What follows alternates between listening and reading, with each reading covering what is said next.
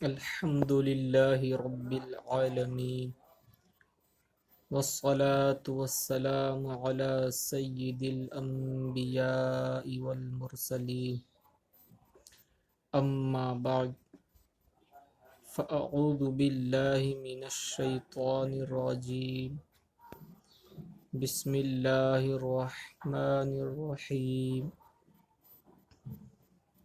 الصلاة والسلام علیک یا رسول اللہ وعلى آلك وأصحابك يا حبيب الله والصلاة والسلام عليك يا نبي الله وعلى آلك وأصحابك يا نور الله۔ فرمان مصطفیٰ صلی اللہ تعالی علیہ وآلہ وسلم ہے، جس نے مجھ پر ایک مرتبہ درود پاک پڑھا، اللہ تبارک و تعالی اس پر 10 رحمتیں نازل فرماتا ہے۔ صلو علی الحبیب صلی اللہ تعالی علی محمد صلی اللہ علیہ وآلہ وسلم۔ میٹھے میٹھے اسلامی بھائیوں، الحمدللہ ہم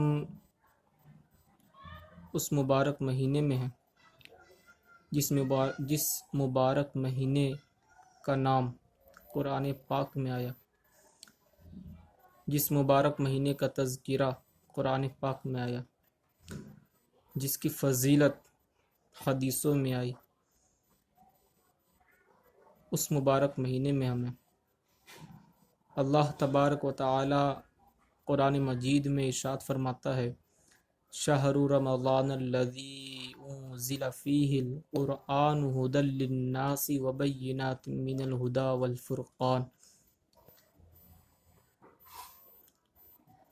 یہ وہ رمضان کا مہینہ ہے جس میں اللہ تبارک و تعالی نے قرآن پاک میں نازل فرمایا، اسی مہینے میں نازل فرمایا اللہ تبارک و تعالی نے۔ اسی کے متعلق یہ آیت کریمہ نازل ہے۔ اسی آیت میں اللہ تبارک و تعالی نے فرمایا کہ اسی مہینے میں قرآن پاک نازل ہوا۔ یہ وہ مہینہ بہت ہی بابرکت مہینہ، الحمدللہ اللہ تبارک و تعالی نے ہمیں وہ شرف عطا فرمایا۔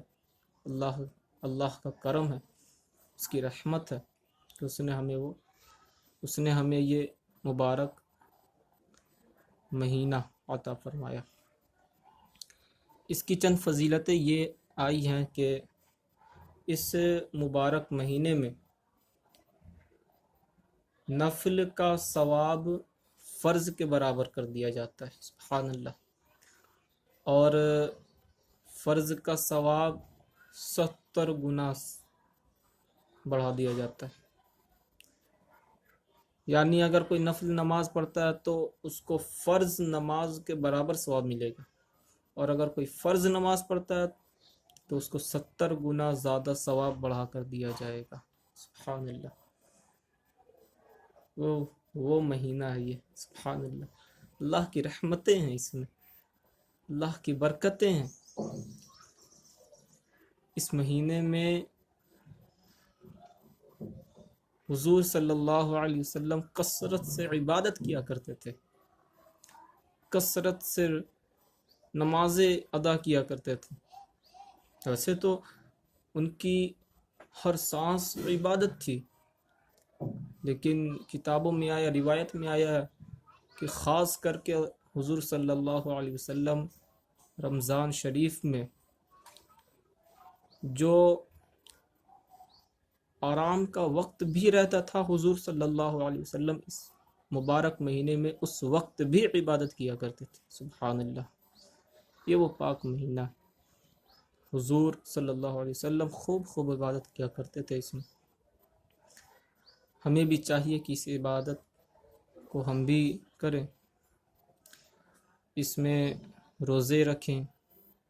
دیکھیے، روزے ہر امت میں فرض کیے گئے، ہر نبی علیہ الصلوۃ والسلام نے رکھے، لیکن ان کا انداز الگ ہوا کرتا تھا۔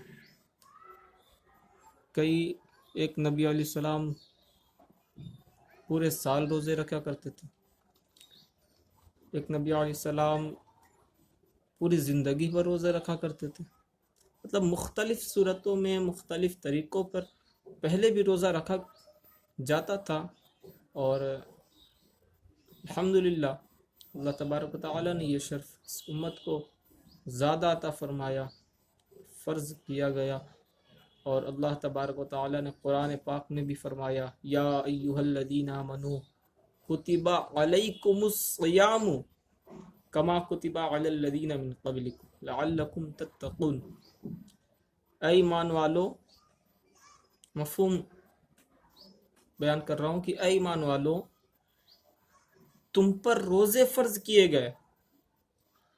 अल्लाह फरमाता है तुम पर रोज़े फ़र्ज़ किए। यहाँ पर मैं थोड़ी सी बात अर्ज़ करना चाहूँगा कि अल्लाह तबारक व तआला फरमा रहे तुम पर रोज़े फ़र्ज़ किए गए।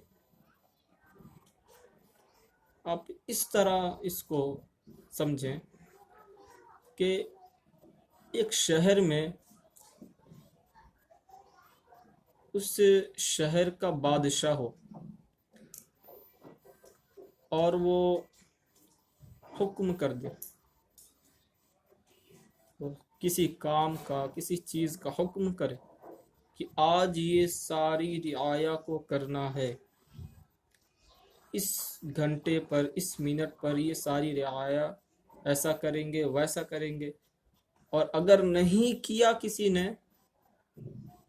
तो बहुत ज़्यादा, बहुत सख्त उस पर कार्रवाई की जाएगी, बहुत सख्त कार्रवाई की जाएगी उस पर, और कत्ल कर दिया जाएगा या सर कलम कर दिया जाएगा। अगर यूं इरशाद फरमा दे तो आप सोचें कि कोई भी रियाया उस हुक्म से हटेगी, हुक्म ना मानेगी? ऐसा कोई हो सकता है? वहां पर नहीं हो सकता है।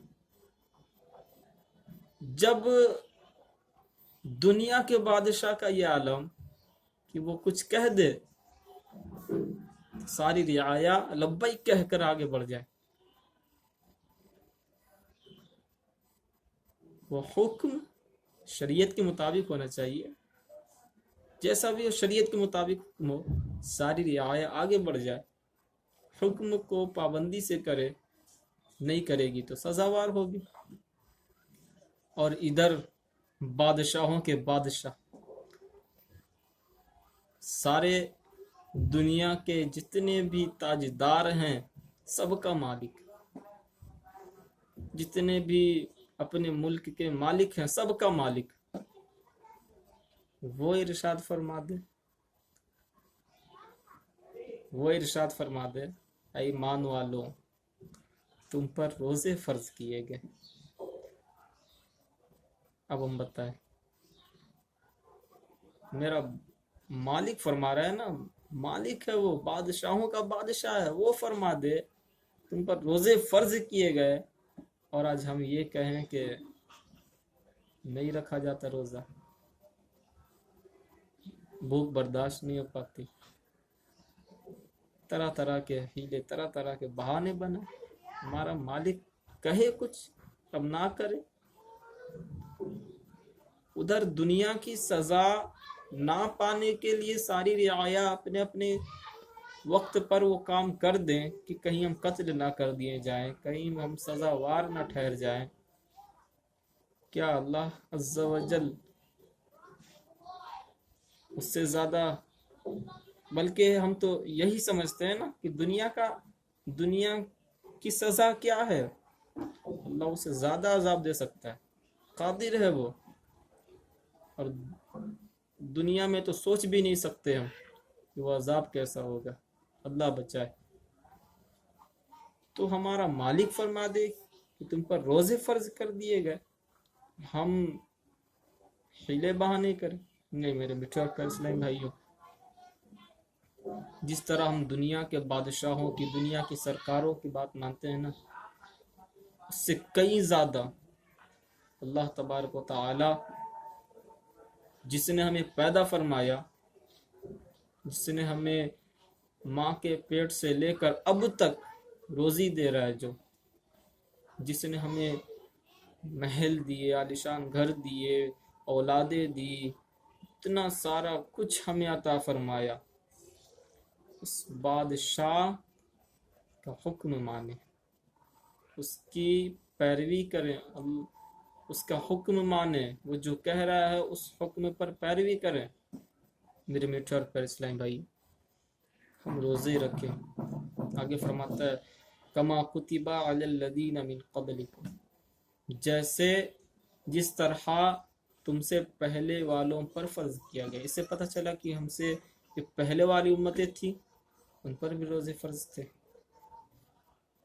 لعلکم تتقون، آگے فرماتا ہے لعلکم تتقون، تاکہ تمہیں پرہیزگاری حاصل، تاکہ تمہیں پرہیزگاری حاصل ہو۔ اسی لیے اللہ عز و جل فرماتا ہے تم روزے رکھو۔